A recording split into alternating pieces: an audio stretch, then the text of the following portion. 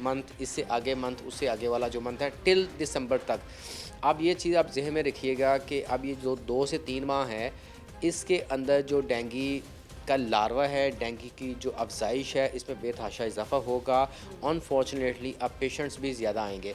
तो हम इसमें ये करेंगे कि आपको पता है कि ये जो डेंगू मच्छर है, ये एक उसकी मादा किस्म की जब ये काटती है, तो फिर जाके जो डेंगू है ये होता है। हर मच्छर काटने से डेंगू जो है ये नहीं होता है, ये मखसूस मच्छर के काटने से होता है।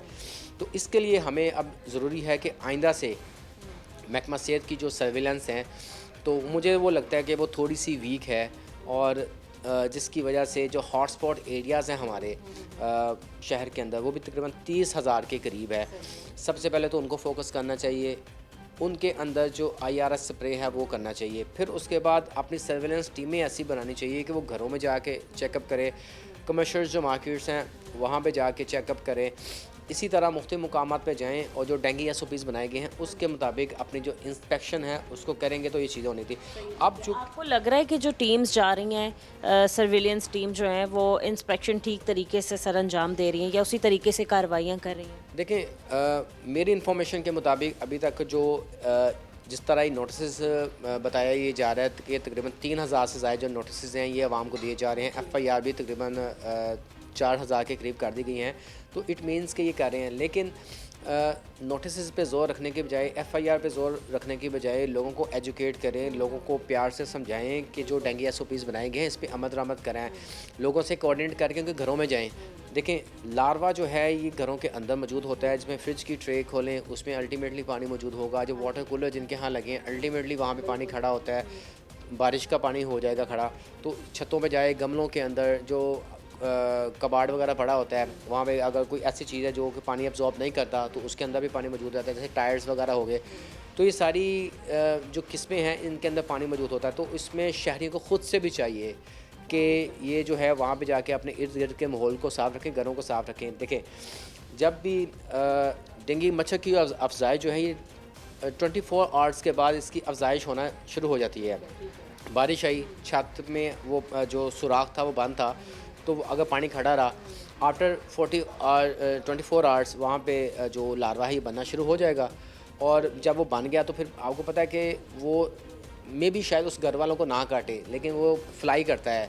वो इसका एक रेडियस है, वो कहते हैं कि ये 2 से 3 किलोमीटर तक ये अपनी परवाज़ कर सकता है। तो मतलब उस इलाके में आप कह रहे हैं 2 से 3 किलोमीटर के जहाँ जिस इलाके में लोग हैं, हाँ जी। वो इससे हो सकते हैं मुतासिर। देखें, किसी एक घर की गफलत नाअहली की वजह से उसका खमियाजा पूरा इलाका भुगत सकता है। तो इस वजह से शहरियों को चाहिए कि ये एक संगीन इशू है। जिसको अब अल्टीमेटली हर घर में जाएं तो पूछें, वो कहता है यार मुझे भी डेंगू हुआ, वो कहेगा मुझे भी डेंगू हुआ। कईयों को सीवियर हुआ, कईयों को सीवियर नहीं हुआ। अक्सर लोगों की हलाकतें भी हुई हैं, चूँकि ये आगाज़ तो 2011-12 से शुरू हुआ है ना। तो तब तो पीक पे था, हाँ, बहुत लोगों की और जान। अब तकरीबन इसको 14 से 15 साल हो चुके हैं। अब हम लोगों को समझ आ जानी चाहिए कि भाई करना क्या है, इसके एसओपीज़ क्या है। अभी हम थोड़ा सा डाइवर्ट होने लगे हैं कि जब अब तो डॉक्टर्स को भी पता चल गया है कि जो डेंगू पेशेंट हैं इसके एसओपीज़ प्रोटोकॉल्स क्या है। एक वक्त वो भी था कि डॉक्टर्स को पता ही नहीं था कि इसका इलाज है क्या। सीबीसी रिपोर्ट देख के और सीबीसी की रिपोर्ट देखते थे, ड्रिप्स लगाते थे जी, इसके प्लेटलेट्स कम हो रहे हैं तो इसके प्लेटलेट्स करने के लिए प्लेटलेट्स जो वो लगा के तो वो इलाज मुआवजा शुरू कर देते। फिर एक दरमियान में एक ऐसा क्रिटिकल फेज़ आया जिसके अंदर जो HCT थी, HCT जिसमें लीकेज फेज़ का अमल शुरू हुआ। वो पानी पड़ जाता था अक्सर पेशेंट्स के उसमें पेट में, कईयों के लंग्स में। तो उसके लिए फिर अलहदा से डॉक्टर्स को, जो जीपीज़ होते हैं, फिजिशियन गली मोहल्ले के जो डॉक्टर्स हैं, उनको जो डैग की कमेटी बनाई गई थी, फिर उनकी जानिब से अलर्ट जारी किया गया, ट्रेनिंग दी गई कि किस तरह आपने पेशेंट्स को केटर करना है।